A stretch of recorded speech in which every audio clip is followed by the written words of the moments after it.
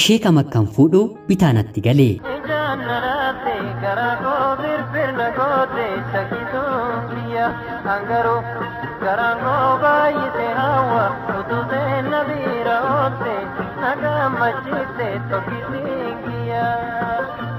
Yeroodhaaf maqaa kiyya ibsachuun barbaadu kanan dhaladhee guddadhe magaalaa Fiichee keessattidha. Barnoota koos kutaa 1 hanga 12tti achumattiin baradhee xumure. Seenaan jaalalaa koos kutaa 9 irraa eegala. Yeroon ani kutaa 9ffaa baradhu jaalalleen koo kutaa 7ffaa baratti turte. Ija koo keessa kan seentees mana amantaa keessatti otoon barnoota barsiisaa jiru barattoota koo hafuuraa barnoota hafuuraa baratanii keessaa nama addaa taatee natti argamte.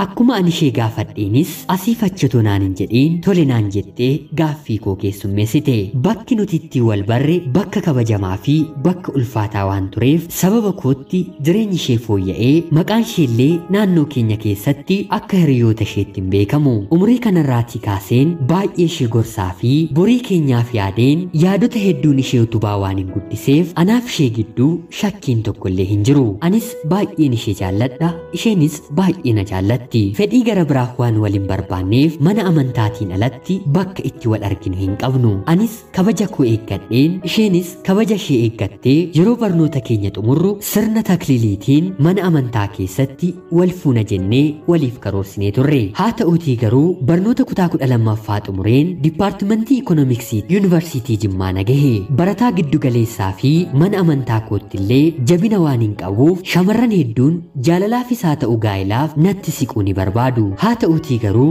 bilbila koollee nama tokkoof hin laadhu.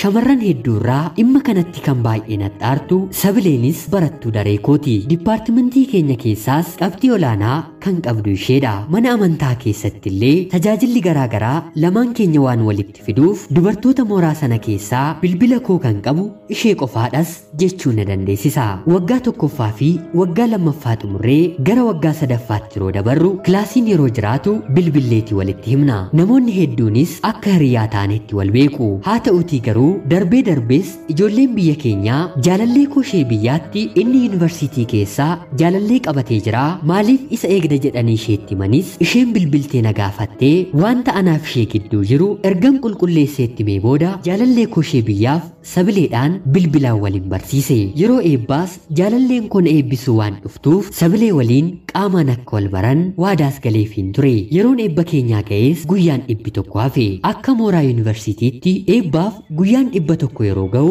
guyyaasaa 199 jedhanii barattoonni hundinuu bakka argamutti barreessuun lakkaawwachuu ni jalqabu.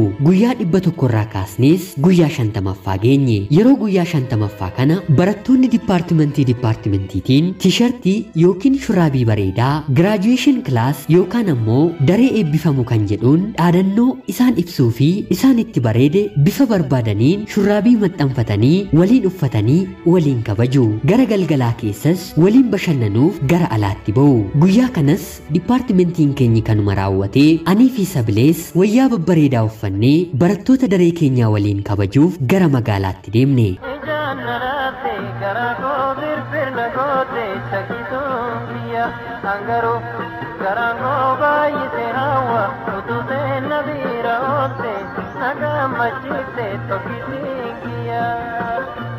Yeroon sun galgala waan tureef nyaata erga nyaannee booda tokko lama jennee dhugaatii dhuguu jalqabne. Gammachuun daangaa hin qabnes miira keenya keessatti dhagahame. Sirbaa utaalaa akka taanuyyuu hin beeknu. Guyyaan gara biraa guyyaa kanarraatii kan hafe kan jirus nutti hin fakkaatu. Dhumarrattis gara mooraatti deebi'uuf jennee sa'aatii yeroo laallannu halkan keessaa sa'aatii 7 ta'eera. Eeyyamni mooraa halkan deebi'anii galuuf hanga sa'aatii 4tti qofaa eeyyamama. Sababa kanaafis deebi'anii galuun doormii keessa buluun nuuf hin danda'amne. Bakkuma dhugaatii dhugne sanaatii siree qabachuudhaaf Sabilee waliin qarshii qabnu ilaallannee lamaan keenya walii galle. Isheenis guyyaa sana tole naan jettee siree lama qabuudhaaf ol seeneen hin gaafadhe. Haa ta'uutii garuu namni hedduu waan ta'eef lama lamaan malee qofa qofaadhaan akka bultaniif isiniif hin eeyyamamu nuun jedhani. Anis deemeen Sabilee yeroon gaafadhu homaa rakkoon qabu waliin bullanaan jette. Anis tole jedheen Sabilee waliitiin siree tokkorra buluuf lamaan keenya waliin deemne. Dhugaatii dhugnee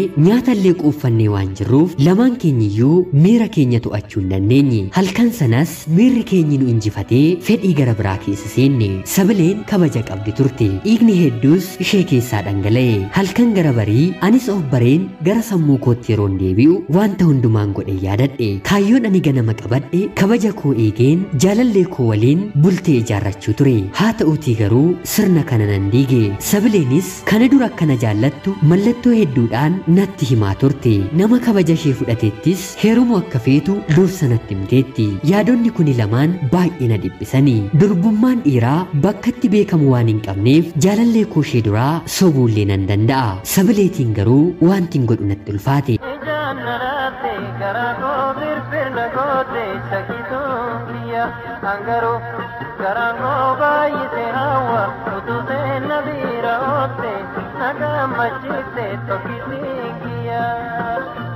Guyyaan sunis darbee eebbi keenyis gahee jaalalleen koo isheen biyyaas maatii koo waliin dhufte. Akkuma waadaa galeefis Sabilee waliitiin eebbi keenya gahuuf guyyaan lamni yeroo hafu Sabilee waliin barsiise. Haa ta'uutii garuu guyyaa eebba ishee irratti Sabileen argamuu hin dandeenye. Maatii ishee dhokattee doormii keessa oolte. Badhaasa qophaa'eefis otoon fudhatiin hafte. Anaafis guyyaan eebba sanaa guyyaa eebbaa otoo naaf hin ta'in miira ishee gaddisiisuu kootti hedduu natti dhagahame. Sabileen ifaaf ifatti baastee kabaja koo waan fudhatteef na fuudhinaan jettee na gaafattee jirti. Jaalalleen koo yoo xiqqaate waggaa 7 na eeggatte shakkii tokko malee barnoota ishee akkuma xumurteen gaa'ila keenya eegaa jirti. Anis wantan dubbadhu dhabeen furmaan na jalaa badee rakkoo keessan jira.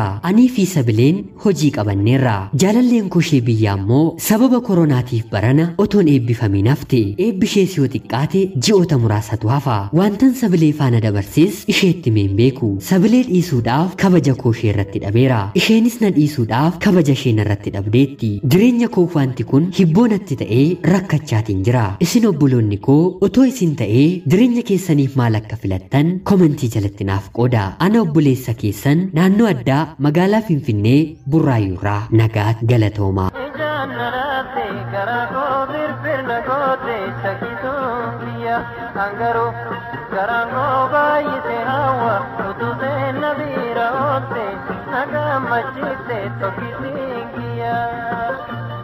Ashama akkam jirtu kabajamtoota hordoftoota qophii Oromiyaa 24. Nagaaf jaalalli tokkummaan bakka jirtan hundaatti hunda keessaniif haa ta'u.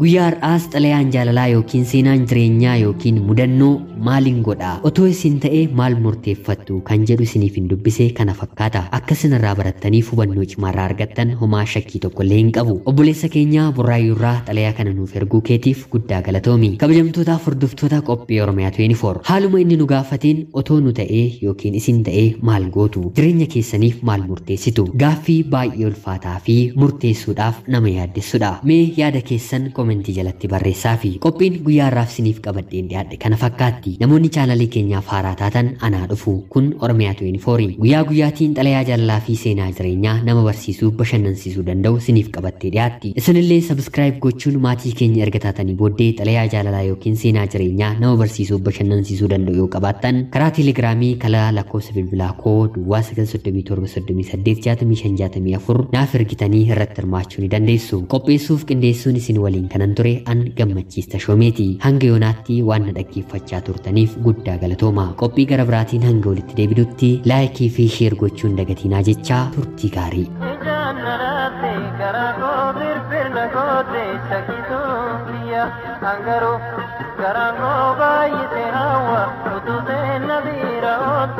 Naga machite to kisi